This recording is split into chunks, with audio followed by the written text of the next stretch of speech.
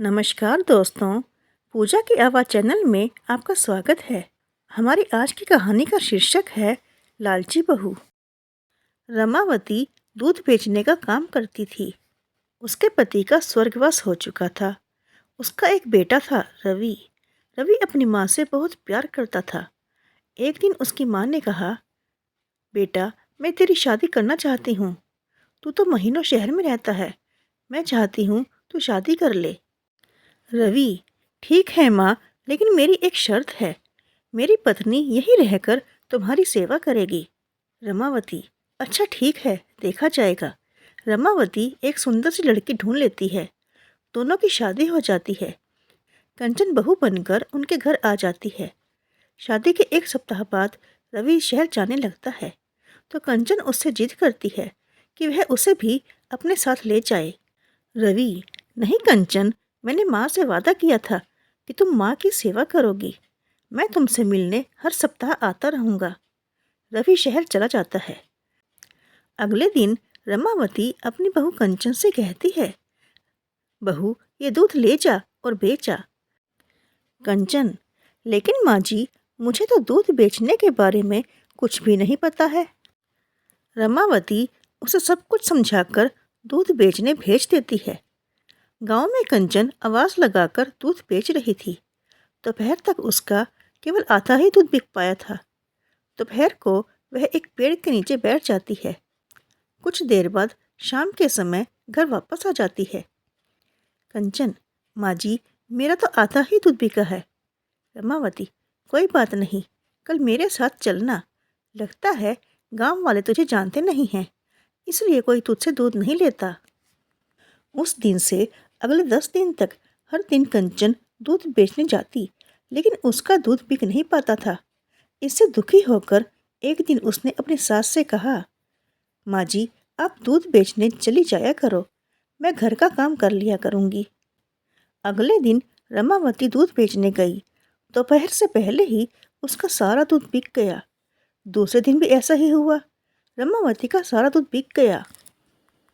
रमावती, बहू, ऐसा कैसे होता है? मैं जाती हूँ तो सारा दूध बिक जाता है। कंचन, माँ जी, आपको लगता है कि मैं दूध लेकर बेचने नहीं जाती? तो गांव वालों से पूछ लो। मैं पूरे गांव का चक्कर लगाकर थक जाती हूँ, फिर एक पेड़ के नीचे बैठ जाती हूँ। रमावती को कुछ गड़बड़ लगती है। रमावती, बहन श्यामा, एक बात बताओ, तुम तो हमसे इतने सालों से दूध ले रही हो, फिर जब मेरी बहू दूध बेचने आई तो आपने उससे दूध क्यों नहीं लिया? श्यामा, बहन, तुम्हारी बहू बहुत अकड़ में रहती है। वह दूध के दाम भी ज़्यादा लेती है और नाप में भी कम दूध देती है, इसीलिए पूरा गांव उसका दूध नहीं लेता। रमावती घर आकर कंचन से पूछती है, तो वो कहती है, देखो माँ जी, सब गांव वाले झूठ बोलते हैं। आपको दूध बेचना है तो आप बेचो, मैं तो ऐसे झूठे लोगों को दूध बेचने नहीं जाऊंगी। रमावती, ठीक है, कल से मैं दूध बेचने जाऊंगी। कुछ दिन बाद रवि घर आता है। अगले दिन वह गांव में घूमने जाता है, तो गांव वाले उसे सारी बात बताते हैं। रवि गुस्से में घर आता है। रवि, कंचन, सभी गांव वाले तुम्हारी बुराई कर रहे हैं।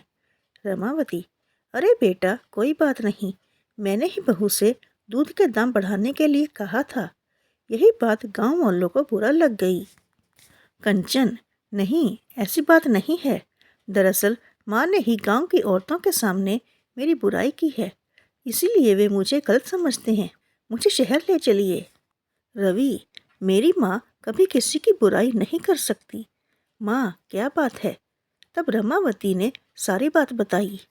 रवि, सच सच बता, क्या बात है? नहीं तो मैं शहर से कभी वापस नहीं आऊँगा।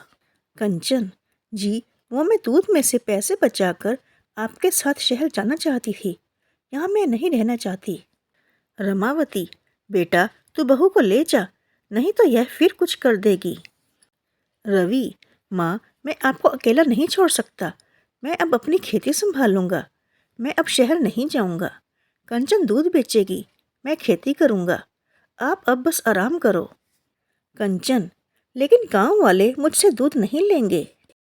रवि, हम दोनों साथ चलेंगे दूध बेचने। अगले दिन से रवि और कंचन दूध बेचने जाने लगते हैं। तो दोस्तों, आपको ये कहानी कैसी लगी? कमेंट करके ज़रूर बताइएगा। और यदि कहानी अच्छी लगी हो तो इसे लाइक, शेयर और हमारे चैनल को सब्सक्राइब ज़रूर कीजिएगा।